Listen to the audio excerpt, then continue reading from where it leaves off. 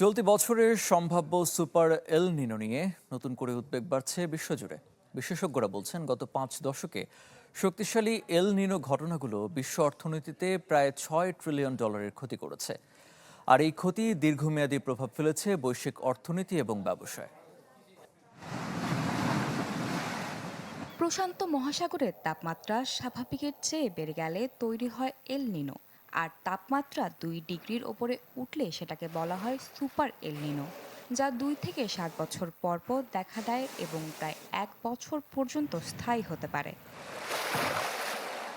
বিজ্ঞানীদের মতে নিনো এবার সুপার এল নিনোতে রূপ নিতে পারে, তাই বাড়ছে উদ্বেগও। গবেষণা বলছে 1982-83 সালে এল নিনোতে বৈশ্বিক ক্ষতি হয়েছিল $4 ট্রিলিয়ন।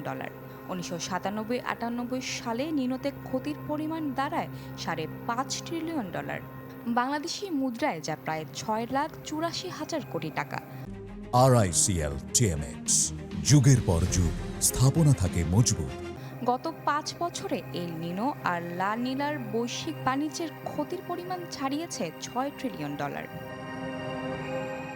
এসব ক্ষতির বড় অংশ এসেছে কৃষি উৎপাদন কমে যাওয়া, খাদ্য সংকট, দাবানল, বন্যা ও সরবরাহ ব্যবস্থা ভাঙনের কারণে।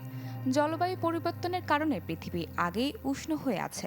এর সঙ্গে এল নিনোর বাড়তি চাপ যুক্ত হলে বৈশ্বিক অর্থনীতি আরও চাপে পড়বে।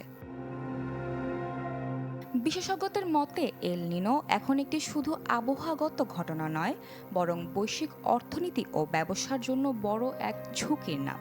আর সম্ভাব্য সুপার এল নিনো মোকাবেলায় এখন থেকেই প্রস্তুতি নেওয়ার তাগিদ দিচ্ছেন তারা। Desk report, channel 24।